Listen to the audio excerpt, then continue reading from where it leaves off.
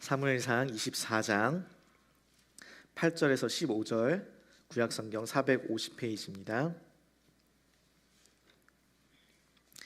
제가 읽고 마지막 한 절만 같이 읽도록 하겠습니다. 그 후에 다윗도 일어나 굴에서 나가 사울의 뒤에서 외쳐 이르되 내 주 왕이여 하매 사울이 돌아보는지라 다윗이 땅에 엎드려 절하고 다윗이 사울에게 이르되 보소서 다윗이 왕을 해하려 한다는 하는 사람들의 말을 왕은 어찌하여 들으시나이까. 오늘 여호와께서 굴에서 왕을 내 손에 넘기신 것을 왕이 아셨을 것이니이다. 어떤 사람이 나를 권하여 왕을 죽이라 하였으나 내가 왕을 아껴 말하기를 나는 내 손을 들어 내 주를 해하지 아니하리니 그는 여호와의 기름 부음을 받은 자이기 때문이라 하였나이다. 내 아버지여 보소서 내 손에 있는 왕의 옷자락을 보소서. 내가 왕을 죽이지 아니하고 겉옷자락만 베었은즉 내 손에 악이나 죄가가 없는 줄을 오늘 아실지니이다. 왕은 내 생명을 찾아 해하려 하시나 나는 왕에게 범죄한 일이 없나이다.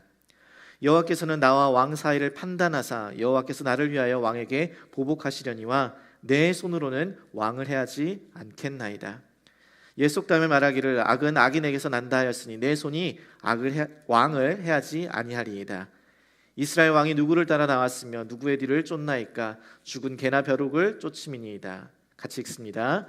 그런즉 여호와께서 재판장이 되어 왕 사이를 재판하사 나의 사정을 살펴 억울함을 풀어주시고 나를 왕의 손에서 건지시기를 원하나이다 하니라. 아멘. 우리는 지난주에 다윗이 그의 행동 전에, 그의 결정 전에 이제 항상 여호와께 묻기를 시작하며 하나님을 의지하는 모습을 함께 살펴보았습니다. 다윗은 하나님께 묻고 하나님의 뜻에 따라 그 일날을 구원하였는데 그들은 다윗을 사울의 손에 넘겨주려고 했고 위험을 피하여 또 십광야로 숨었더니 이번에는 십사람들이 사울에게 다윗의 위치를 보고합니다. 사울은 매일 그를 찾고 다윗은 계속 도망다니게 돼요. 그런데 성경은 이야기합니다. 하나님께서 다윗을 사울의 손에 넘기지 아니하시니라.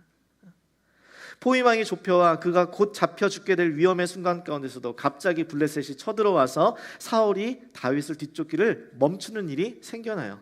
하나님께서 자신을 의지하고 신뢰하는 다윗을 지켜주셨던 것이죠. 그러니까 이렇게 하나님의 보호하심을 날마다 경험하며 그 생명의 위기를 매일매일 넘기고 있었는데, 여러분, 이게 위험을 넘길 수 있어서 참 감사하지만, 그렇지만 그 위험이 계속되면 어차피 뭐 위기를 넘길 거니까 하고 위험을 환영할까요? 아니죠. 그 위험은 언제나 힘든 것입니다.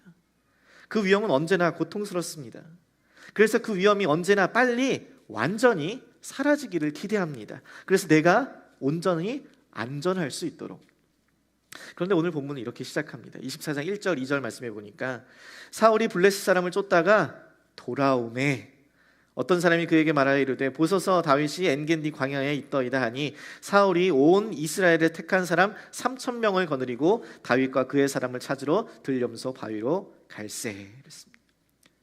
블레셋 사람들이 쳐들어왔다고 해서 다윗을 쫓는 것을 포기하고 그렇게 해서 간 줄 알았는데 블레셋을 쫓다가 사울이 다시 돌아왔대요. 그러니 이런 위협을 계속 마주하고 있을 다윗은 얼마나 힘들었을까요? 이제 좀 갔나 보다 했는데, 이제 좀 괜찮아져 본다 했는데 또다시 계속 원점으로 돌아오는 거예요. 쫓기는 다윗이 마음이 어땠을까요? 얼마나 낙심이 되고 좌절이 되고 또 그 위험에서 벗어나고 싶었을까요? 저는 오늘 이 본문의 말씀을 통해 다윗이 이러한 상황 가운데서 어떻게 반응했는지를 함께 살펴보는 가운데 우리의 삶에서도 이러한 위기가 계속 반복될 때, 또 억울한 일이, 또 불의한 일을 마주했을 때 우리가 그리스도인으로서 어떻게 반응해야 하는지를 함께 살펴보고자 합니다. 사울은 블레셋을 쫓다가 다시 돌아와서 다윗이 엔게디 광야에 있다라는 소식을 듣고 이스라엘 병사 3,000명을 데리고선 다윗을 쫓으러 갑니다. 이스라엘 왕이라는 사람이 지금 블레셋 손에서 이스라엘을 구원하는 것보다, 그 구원하는 일보다 지금 다윗을 체포하는 일에 더 지금 열을 올리고 있는 그러한 상황입니다. 왕으로서의 자신의 본분보다 왕의 자리를 유지하는 것에 더 관심이 많은 거예요. 여러분, 여기서 온 이스라엘에서 택한 사람이라는 것은 블레셋과 싸우려고 전쟁에서 이스라엘 그 최고의 정예 부대를 뽑았다는 말인데, 그 사람들 3,000명을 데리고 나가서 전쟁터에 나가서 블레셋과 싸우지 않고 지금 광야에서 다윗 한 사람을 쫓고 있다니, 여러분, 이게 얼마나 황당한 일입니까? 이런 군대 훈련소에서 제일 중요한 게 뭐냐? 줄을 잘 서는 것입니다. 조교가 뭘 할 수 있는 사람, 뭐 손 들어 다 이렇게 하면은 그러면 그것을 할 수 있는 사람이 손을 들고, 그 특수 기술을 가진 병사들은 장교들이, 높은 직위의 어떤 장군들이 차출해 갑니다. 그래서 뭐 테니스를 잘 친다거나 뭐 골프를 잘 친다거나 이러면 바로 지휘관이 데려가서 직속 수행병으로 데려가게 돼요. 그래서 줄을 잘 서야 된다라고 이야기를 합니다. 근데 한 번은 조교가 피아노 잘 치는 사람 손 들어 탁 이렇게 하는 거예요. 한 병사가 너무 자신 있게 막 손을 번쩍 드는 거예요. 그러니까 조교가 묻습니다. 너 진짜 잘 쳐? 그러니까 훈련소에 있으니까 뭐 피아노를 잘 치는지 안 치는지 확인이 안 되잖아요. 그러니까 진짜 잘 쳐? 그러니까 사병이 대답하는, 저 어느 대학교에서 피아노 학과 나왔습니다. 딱 그러니까 그래 피아노 잘 치겠구만. 너 일로 와갖고 여기 피아노 좀 옮겨. 아니 피아노 옮기는데 여러분, 피아노 잘 치는 사람이 뭐가 필요하겠어요? 그죠? 황당한 일이죠. 황당한 일. 근데 블레셋과 싸우려고 지금 뽑은 이스라엘 최고의 정예 병사들을 데리고 나서 광야에서 다윗을 찾는 게 이처럼 황당한 일이라는 거예요. 그런데 성경에 이렇게 기록되어 있어도 되다 싶을 정도로 지금 황당한 일이 3절에도 기록되어 있습니다. 3절 보세요. 길가 양의 우리에 이른즉 굴이 있는지라 사울이 뒤를 보러 들어가니라 다윗과 그의 사람들이 그 굴 깊은 곳에 있더니 이랬습니다. 사울이 지금 뒤를 보러 굴에 들어갔대요. 지금 이게 무슨 얘기인가 싶은데 각주를 보니까 여러분 성경 그 밑에 사 이렇게 돼 있죠. 그리고 그 밑에 보니까 발을 가리러 갔다라고 표현합니다. 이것은 대변을 보기 위해서 웅크리고 앉을 때, 저도 모르게 지금 몸동작으로 묘사가 됐는데 긴 의복이 이제 발을 덮는 그런 상황에서 유래된 표현이라고 해요. 그러니까 우리 생각에는 왕이 대변을 보는 일까지 지금 성경에 기록되어 있을 수 있나라고 황당해하고 싶은데, 여기서의 핵심은 다윗이 그 일행과 함께 동굴 안에 숨어 있었고 지금 사울 혼자 자신의 병사들과 떨어져서 다윗의 일행에게 적나라하게 노출된 무방비 상태에 있었다는 사실입니다. 이게 무슨 이야기냐? 지금 자신을 죽이려고 그토록 위협을 가하던 그 사울을 제거할 수 있는 아주 절호의 찬스라는 것이에요. 드디어 도망자의 삶을 끝낼 수 있는 기회가 지금 눈앞에 마주했다라는 것입니다. 아니나 다를까 다윗의 부하들이 이야기합니다. 4절 보세요. 다윗의 사람들이 이르되 보소서 여호와께서 당신에게 이르시기를 내가 원수를 내 손에 넘기리니 내 생각에 좋은 대로 그에게 행하라 하시더니 이것이 그날이이다 하니 다윗이 일어나서 사울의 겉옷자락을 가만히 베니라 했습니다. 하나님께서 지금 원수를 다윗님에게 넘기신 것입니다. 하나님께서 언약을 성취하시려고 하는 것입니다. 사울을 죽여야 합니다. 사람들이 막 이야기하는 거예요. 여러분, 여기서 우리는 중요한 사실을 한 가지 짚고 넘어가야 됩니다. 좋은 상황이, 나에게 유익한 상황이 또 순탄해 보이는 이러한 상황들이 하나님의 뜻이 아닐 수 있다는 것이에요. 사울은 혼자였습니다. 무방비 상태였어요. 그리고 다윗에게는 사울을 죽일 만한 명분도 있었습니다. 사울은 무지한 노베 제사장들을 죽이고 성읍의 모든 생명을 무자비하게 멸절했어요. 사울만 없애면 이스라엘 온 나라 전체가 평안하고 다윗도 더 이상 쫓기지 않아도 되는 상황이었습니다. 더군다나 다윗은 사무엘을 통해서 하나님께 기름 부음 받을 자였어요. 나중에 이어서 왕이 될 사람이었습니다. 이미 약속도 다 받은 상태였어요. 이런 모든 상황이, 또한 주변 사람들의 말도 사울을 죽이는 것이 옳다라고 가리키고 있는 상황이었다는 것이에요. 그러나 다윗에게 가장 중요한 것은 이것이 과연 하나님의 뜻인가 하는 것이라는 거예요. 자신의 평안과 안전, 자신의 소원이 아니라 하나님이 기뻐하시는 일인가, 이게 하나님이 원하시는 일인가, 그것이 중요했다라는 거예요. 여러분, 여기서 다윗의 부하들이 여호와께서 원수를 너에게 넘겼다, 당신에게 넘겼다 하셨다 하지 않냐라고 예언을 가지고 이야기하지만 사실 하나님께서는 다윗에게 이런 말을 하신 적이 없으십니다. 그러니까 지금 이들은 자신이 원하는 삶에, 자신들이 원하는 그 상황에 하나님의 말씀을 끼워 맞추고 있는 것이에요. 자신들이 원하는 대로 적용하고 해석하고 왜곡하고 있는 것이죠. 근데 지난주에 사울도 그랬지만 이들도 마찬가지였다는 거예요. 그러니까 모든 주변의 환경과 하나님께서 그렇게 하셨다는 사람들의 이야기를 들어보면 사울을 죽일 수 있는 이 절호의 찬스를 놓치면 안 되는 상황입니다. 그러나 다윗은 이 상황에서 사울의 겉옷자락만 살짝 뺍니다. 왜요? 당시 고대 근동 배경에서 옷의 일부는 그 사람의 권위를 상징하는 것이었습니다.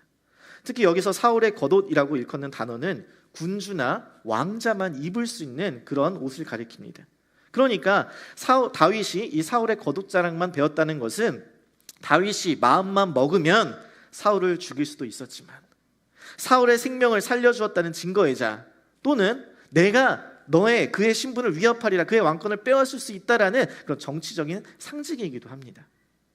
곧 왕을 죽이지 않으므로 나는 반역자가 아니다, 나는 당신을 해야 할 마음이 없다라는 것을 사울에게 분명하게 알리고자 했던 의도라는 거예요. 그래서 저는 여기서 궁금한 거예요.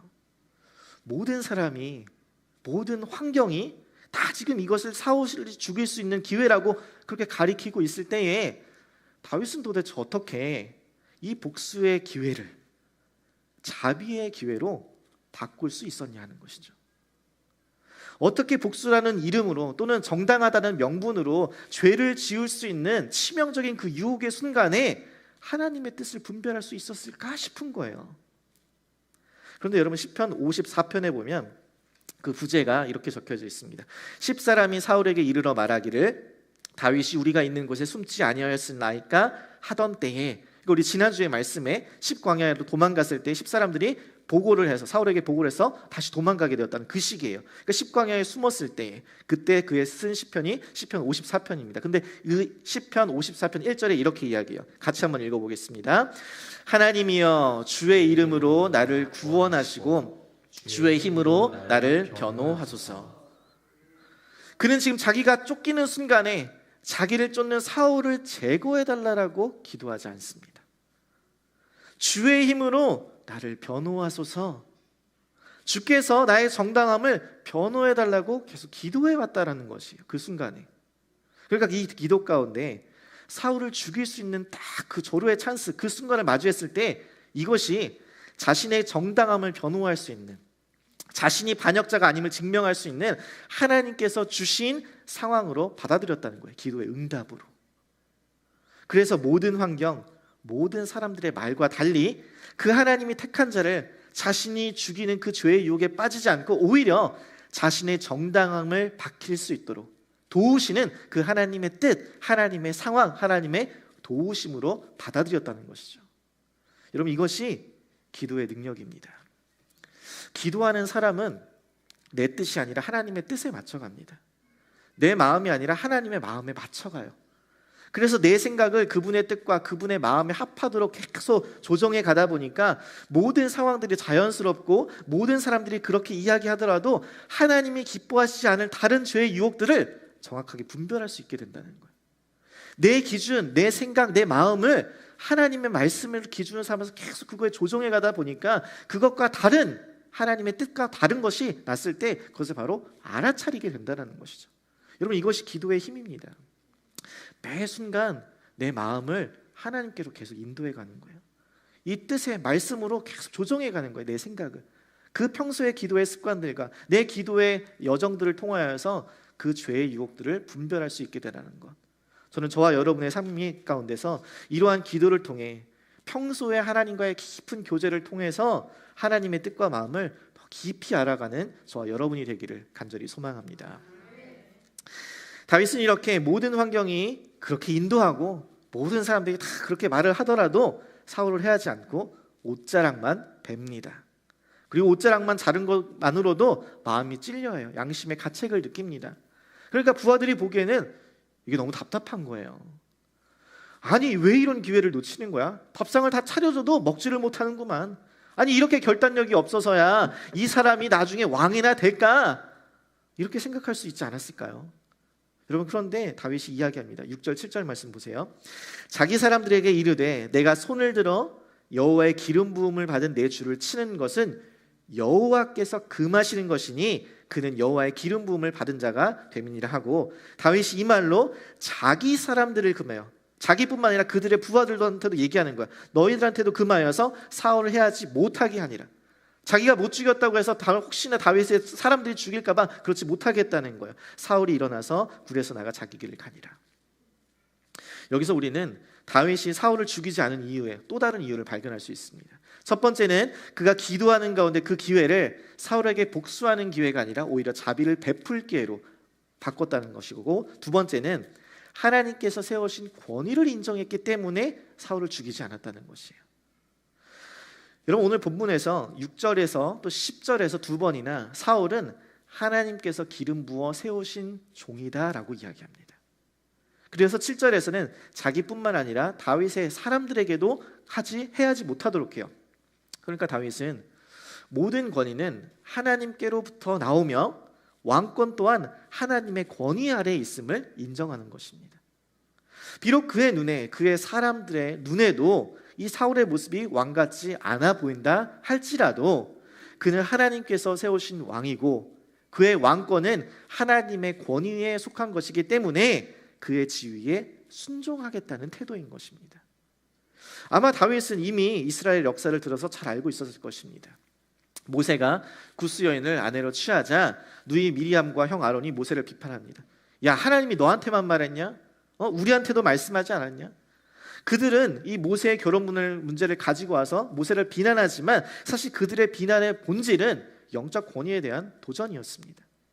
그러나 하나님께서는 내 종 모세와는 내가 대면하여 명백히 바라고 라고 말씀하시면서 하나님께서 이 모세를 특별하게 택하신 권위를 가진 지도자임을 선포하십니다. 선언에 인정해 주세요. 그리고 하나님께서 세우신 권위에 대한 도전했던 이 미리암은 피부병에 걸리게 됩니다. 여러분, 그 이후에 나오는 고라의 반역도 마찬가지였습니다. 온 회중이 다 거룩한데 오직 너희들만 높냐 라고 말하면서 모세와 아론을 막 대적하려고 할 때 하나님께서는 그들을 땅에 갈라짐으로써 심판하십니다. 그러니까 이러한 역사를 잘 알고 있었을 다윗은 하나님께서 세우신 그 권위에 대적하는 것이 옳지 않음을 인식하고 있었다는 것이죠. 그래서 여러분, 성경은 권위에 대해서 분명하게 이야기합니다. 로마서 13장 1절 2절에 이렇게 이야기해요. 각 사람은 위에 있는 권세들에게 복종하라. 권세는 하나님으로부터 나지 않음이 없나니 모든 권세는 다 하나님께서 정하신 바라. 그러므로 권세를 거스리는 자는 하나님의 명을 거스림이니 거스리는 자는 심판을 자취하리라. 스스로 취한다는 것이에요. 권위는 하나님께서 주신 것이기 때문에 우리는 그 권위에 복종해야 한다는 것입니다. 그렇지 않으면 하나님의 뜻을, 하나님께서 세우신 그 권위를 거역한다는 거예요. 여러분, 그런데 좋은 리더라면 그렇게 하겠는데 나쁜 리더한테 어떻게 그렇게 하겠냐는 거예요. 그런데 성경은 말합니다. 베드로전서 2장 18절에 우리 같이 한번 읽어보겠습니다. 시작. 사환들아, 범사에 두려워함으로 주인들에게 순종하되 선하고 관용하는 자들에게만 아니라 또한 까다로운 자들에게도 그러하라. 아멘이세요? 선하고 젠틀하고 나이스하고 내가 보기에 좋은 사람, 그 주인에게만 순종하는 것이 아니라 불의한 자에게도, 까다로운 자들에게도 그리하래요. 이러한 이야기는 우리의 탈권위주의 시대에 살고 있는 현대인들에게 잘 공감이 가지 않습니다.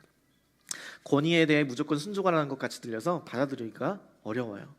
아니, 불의한 지도자, 불의한 권세자들에 대해서 우리가 어떻게 가만히 참기만 할까 싶은 거예요. 네, 그렇습니다. 성경은 불의한 권력의 권위에 무조건 순종하라고 하지 않습니다. 다니엘도 그의 친구들도 불의한 명령에 순종하지 않았고 금신상에 절하지 않았으며 다른 신에게도 기도하지 않았습니다. 즉 불의한 권력이나 권위에 대해 무조건적으로 순종하지 않았다는 것이에요. 그들이 하나님 앞에 범죄하지 않은 데까지만 순종했어요. 그리고 그들은 각자의 자리에서 각자의 방법으로 불의한 권위에 저항했습니다. 여러분, 예수님도 마찬가지셨어요. 예수님이 로마보다 힘이 없으셨을까요? 빌라도 총독에게 사형 선고에 무서우셨을까요? 아니죠. 그는 로마를 전복시킬 수 있는 힘과 권세를 가진 만왕의 왕이셨지만, 빌라도를 살고 죽일 수 있는 능력을 가진 하나님이셨지만, 아무 죄가 없으셨지만, 그러나 빌라도 또한 위에서 허락하지 않으면 받을 수 없는 권세를 가진 총독이었기 때문에 그 권세에 순종했습니다. 그래서 사람들은 유대인의 왕이 죽었다고 조롱하고 비웃었지만 그의 불의한 권세에 순종함으로 말미암아 그는 십자가에 달려 죽으시고 우리의 죄를 대신 지심으로 말미암아 온 인류의 구원의 길을 열게 되셨다는 것이. 불의한 권세 또한 합력하여 선을 이루는, 합력하여 하나님의 역사를 이루는 도구로 쓰임받았다는 것이죠. 다윗은 바로 이러한 관점에서 비록 사울이 불의한 왕이지만, 비록 사울이 자신의 권력을 잘못 사용하고 있지만 여호와께서 기름 부으신 왕이기에 끝까지 하나님께서 주신 권위를 인정하며 사울을 공격함으로써 하나님께서 주신 권위까지 무너뜨리지 않는 어리석은 선택을 하지 않았다는 것입니다.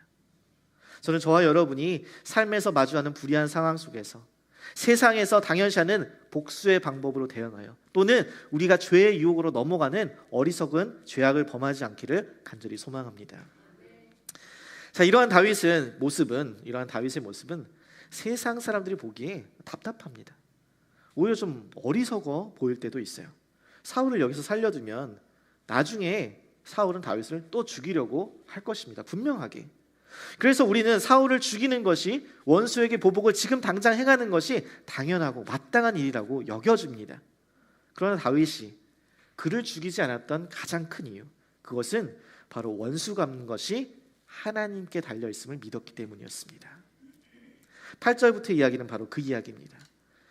사울이 동굴에서 나가자 다윗도 그 뒤를 쫓아나갑니다. 그러면서 그에게 엎드려 절하며 이야기합니다. 내 주 왕이여. 와, 사울이 정말 얼마나 놀랐을까요? 아무도 없다고 생각하고 동굴에 가서 조용히 대변을 보고 나오는데 갑자기 뒤에서 갑자기 내 주 왕이여. 얼마나 무서웠을까요? 그죠? 그런데 더군다나 자신이 그토록 쫓았던 다윗이 나온 거예요. 그래서 다윗이 이야기합니다. 왜 내가 당신을 해야 한다고 하는 그러한 사람들의 말을 믿습니까? 나는 굴에서 당신을 죽일 수 있었지만 사람들이 죽이라고 했지만 나는 당신을 죽이지 않았습니다. 하나님께서 기름 부으신 자이기 때문에. 내가 자는 당신의 겉옷자락을 좀 보십시오. 나는 당신을 해할 생각이 전혀 없습니다. 그러면서 12절 말씀 보세요. 여호와께서는 나와 왕 사이를 판단하사 여호와께서 나를 위하여 왕에게 보복하시려니와 내 손으로는 왕을 해하지 않겠나이다. 15절 말씀도 같이 보세요. 그런즉 여호와께서 재판장이 되어 나와 왕 사이에 심판하사 나의 사정을 살펴 억울함을 풀어주시고 나를 왕의 손에서 건지시기를 원하나이다 하니라. 그러니까 다윗이 자신의 힘으로 사울을 해하지 않은 이유, 그것은 바로 하나님께서, 여호와 하나님께서 이 모든 상황을 아시고 보시고 그것 가운데 판단하시길 때문이라는 거예요. 다윗이 사울을 죽이지 않고 살려두는 것은 여러분 앞으로도 계속 죽음의 위협 속에서 그가 도망자의 삶을 살아야 한다는 것을 이야기합니다. 다윗이 도망다니지 않고 두 발 뻗고 편하게 누워서 안전하게 쉬고 싶지 않았을까요? 광야의 동굴에 숨지 않고 집에 있고 싶지 않았을까요? 그러나 이 모든 것이 하나님께서 자신에게 허락하신 것임을 믿고 그 하나님의 주권을 인정했다는 것이에요. 자기가 아무리 도망다니고 해도 자기가 구원을 해준 그 그일라 사람들도 신고해. 십광야로 도망갔더니 그 사람들도 신고해. 어떻게 자신의 힘으로 자신의 안전을 유지할 수 있을까 싶은 거예요. 그러면서 깨닫는 거예요. 나의 생명은 오직 하나님께서 지켜주셔야만 한다. 하나님이 사무엘을 통하여서 이스라엘 왕으로 세워주시고 하셨다는 그 계획도 하나님께서 하나님의 방법으로 하나님의 때에 이루실 것이다 라는 것이죠. 그래서 다윗이 자신이 아무리 무고하고 무지하다라고 이야기를 해도 변명해도 소용이 없고 하나님이 세우신 왕 사울을 죽이는 이 어리석은 죄를 범할 수 없으니까 사울을 하나님께 맡겨드리는 거예요. 어떻게 보면 굉장히 소극적인 자세인 것 같은데 여러분 이것은 그리스도인이 가질 수 있는 가장 적극적인 신앙의 자세요, 기다림입니다. 하나님께서 판단해 주시기를, 내 행동, 내 삶의 옳고 그름도 하나님께서 판단해 주시기를, 내 삶과 죽음도 하나님께서 책임져 주시기를. 여러분 우리의 삶 가운데 얼마나 많이 억울한 일이 있고 또 불의한 순간을 맞이할 때가 얼마나 많이 있습니까? 그것이 아니라고 내 자신을 변명하고 싶고 내 힘으로 그 일을 해결하고 싶을 때가 얼마나 많이 있습니까? 그것이 당연해 보이고 마땅해 보입니다. 그렇게 하지 않는 것이 어리석어 보여요. 할 수 있는데 왜 안 해요? 이렇게 생각이 드는 거죠. 그런데 다윗의 기도는 우리가 불의한 순간을 마주할 때에, 억울한 순간을 마주할 때에 어떻게 해야 하는지를 가르쳐 주는 거예요. 우리는 판단하고 우리가 결정하고 행동하지 않고 우리의 재판장이 되신 하나님께 그것을 다 맡겨드린다는 것이에요. 우리의 모든 삶의 주권이 하나님께 있음을 인정하고 하나님께서 우리의 모든 생각과 상황과 마음을 다 알고 계시니까 그 모든 상황을 그분께 내어 맡기라는 것이에요. 제가 이와 같은 삶의 어려운 순간에 마주했을 때 한 교수님께서 저에게 이렇게 이야기해 주시더라고요. 민우야, 네가 네 자신을 변호하면 하나님께서 너 변호해 주지 않으셔. 그런데 네가 하나님께 모두 내어 맡기면 모든 것을 아시는 하나님께서 너를 변호해 주실 거야.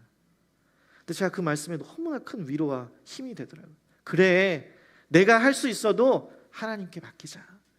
하나님은 아시니, 하나님이 재판장 되시니 하나님께서 판단해 주실 거야. 하나님께서 책임져 주실 거야. 내가 할 일은 하나님 앞에 범죄하지 않는 거야. 하나님께 범죄하지 않고 하나님의 일하심을 기다리자. 그 결단이 나오게 되더라고요. 여러분, 그렇다면 이렇게 다윗이 재판장이신 하나님께 내어 맡겼더니 사울이 이것을 보고 어떻게 반응하게 될까요? 16절 19절 말씀 보세요.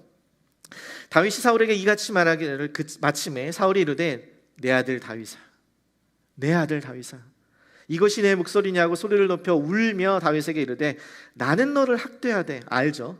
너는 나를 선대하니 그것도 압니다. 너는 나보다 의롭도다. 네가 나 선대한 것을 오늘 나타냈나니 여호와께서 나를 내 손에 넘기셨으나 네가 나를 죽이지 아니하였도다. 사람이 그의 원수를 만나면 그를 평안히 가게 하겠느냐? 네가 오늘 내게 행한 일로 말미암아 여호와께서 내게 선으로 갚으시기를 원하노라. 아멘이세요?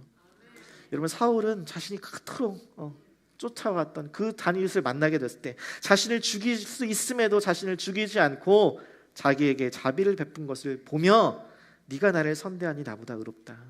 하나님께서 너에게 선을 베푸시기를 원한다라고 오히려 축복을 합니다. 그 다윗의 선대함에 감동을 받게 되는 거예요.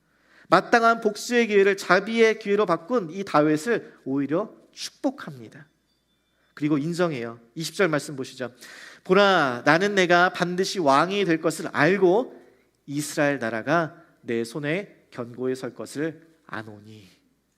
여러분, 이 놀랍지 않습니까? 사울의 입에서 지금 다윗이 반드시 왕이 될 것을 이야기합니다. 지금 누가 왕이야? 자기가 왕이잖아요. 그도 알고 있다는 거예요. 그의 나라가 견고하게 서게 될 것을, 다윗이 왕이 될 것을, 다윗을 왕으로 인정한 것입니다. 하나님께서 사울의 입술을 통하여서 다윗이 이스라엘의 왕이 될 것을 지금 선포하는 것입니다. 여러분, 이것이 바로 하나님의 일하심이에요. 수많은 어려움과 고난 속에서 다윗을 기저가십니다. 계속 훈련시켜 가세요. 그리고 그 다윗은 자신의 힘으로 되지 않음을 깨달아게 되고 하나님께 더 가까이 가게 됩니다. 하나님께 물으며 그분을 신뢰하게 됩니다. 그분께 자신의 인생을 내어 맡깁니다. 그래서 그분의 뜻과 계획, 그 마음에 기뻐하실 행동들을 행하게 되어 그러자 어떤 일이 발생해요? 하나님께서 그를 높이십니다. 그를 구원하세요. 그를 지켜주세요. 그리고 그를 통해서 하나님의 구원의 역사를 이루어 가시기 시작합니다. 저는 저와 여러분의 삶도 이러한 하나님의 일하심 속에서 하나님의 사람으로 변화되어져 가기를 간절히 소망합니다. 우리의 삶에서 억울한 일, 불의한 일 마주하고 내 삶 가운데 답답한 일 너무나 많고 나에게 상처를 주는 사람들 너무나 많고 그런 사람들한테 오히려 복수를 하고 싶고 이건 내가 참는 게 바보 같은 일이지 이런 생각 들 때 있잖아요. 근데 여러분, 그때마다 하나님께 그 모든 상황들을 내어 맡기십시오. 하나님께서 여러분을 변호해 주실 것이고 하나님께서 여러분을 그것 가운데서 구원해 주실 것입니다. 저는 여러분이 모든 상황 속에서 하나님만 바라보고 하나님만께 내어 맡기고 하나님만을 의지하는 그러한 사람, 그러한 참된 그리스도인들 다 되시기를 주님의 이름으로 간절히 소망합니다.